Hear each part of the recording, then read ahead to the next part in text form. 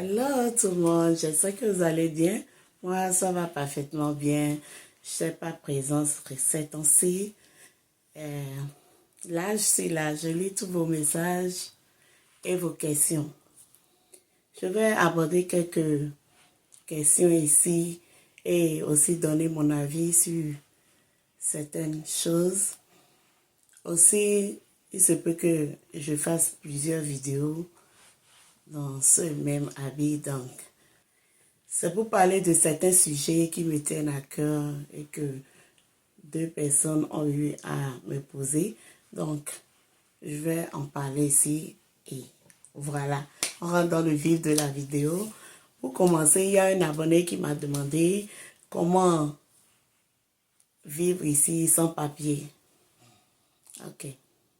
D'abord, quand vous avez eu l'opportunité de venir ici en Occident, que ce soit en France, en Amérique, en Espagne, n'importe où dans le monde entier, loin de votre famille, loin de l'Afrique, c'est que déjà c'est une très grande opportunité pour vous. Et c'est Dieu qui l'a voulu. N'oubliez jamais cela. C'est Dieu qui l'a voulu. Donc, quand vous avez cette chance-là d'être ici et que vous n'êtes pas venu avec la green card ou vous êtes venu en tant qu'étudiant, en tant que touriste et vous restez, la première des choses selon moi à faire quand on vient comme ça et qu'on pense rester, quand tu es étudiant, c'est encore mieux.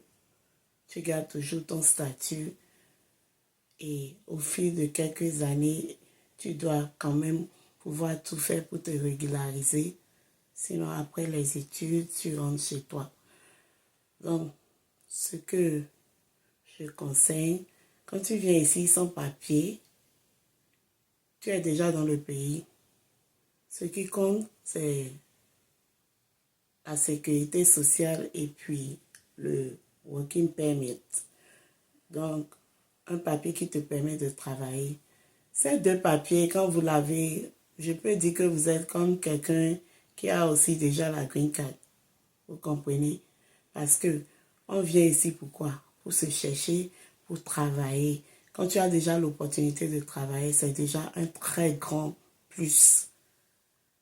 Avoir l'opportunité de travailler et vraiment travailler avec ces papiers, c'est la meilleure des choses. Mais c'est vrai qu'il y a des moments où quand on vient, tu es sans papier et puis tu te cherches. Dans ce cas-là, quand tu viens, avant que ça ne t'ait un an dans ce pays-ci, il va falloir que tu te régularises. Quand je dis que tu te régularises, il va falloir que tu ailles là où tu dois aller, chez un avocat, un bon, qui peut t'aider avec tes papiers, les démarches pour tes papiers. C'est-à-dire, cet avocat, il y aura des sous que tu vas payer et il pourra quand même dans les 2-3 premiers mois t'aider à obtenir le working permit et ta sécurité sociale. Vous voyez un peu, ces deux trucs sont très importants. Surtout la sécurité sociale, c'est important. C'est comme une immatriculation. Oui, c'est ça. C'est pas comme un peu, c'est ça.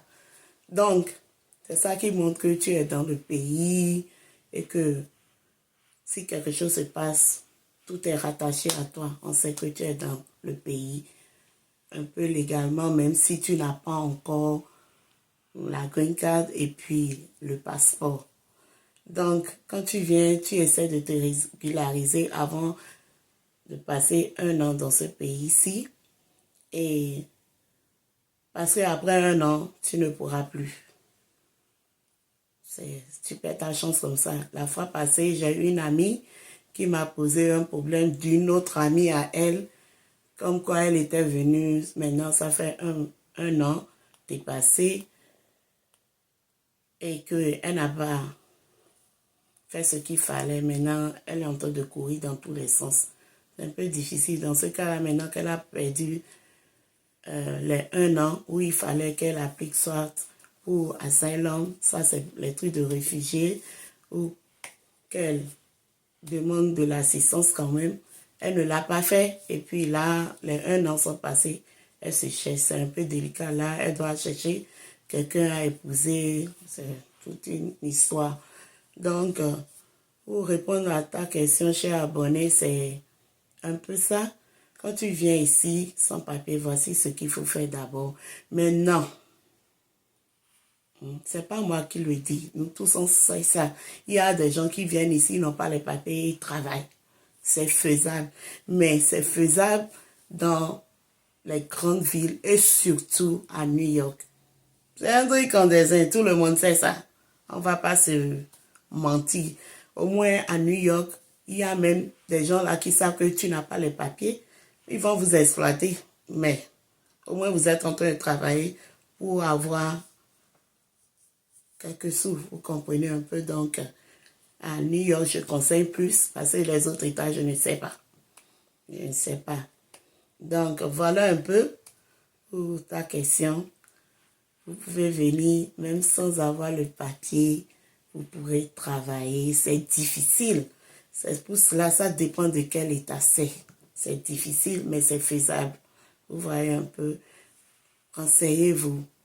C'est pas parce que, aussi j'ai un conseil, c'est pas parce que vous avez un ami qui vit dans un état que vous-même vous allez suivre l'ami là et aller vivre là-bas. Chacun a son destin. Tu peux être dans un état et cet état ne va pas marcher pour toi. Et automatiquement, quand tu quittes et tu vas dans un autre état, ça marche de ouf pour toi. Vous comprenez un peu? Ce qui m'amène à ma deuxième vidéo où je vais parler de la peur de certaines personnes ici. La peur de certaines, surtout les femmes. Oui, parce que c'est ce cas-là, moi, j'ai rencontré, qui ont peur du changement. Tu es déjà tu es déjà ailleurs, loin de tes parents, de tout et tout. Tu as peur de quoi encore? Donc, n'oubliez pas de liker la vidéo, ok? Je vais parler de tout cela dans une autre vidéo encore. Abonnez-vous, bisous et à la prochaine. À tout à l'heure. Pas à la prochaine. À tout à l'heure.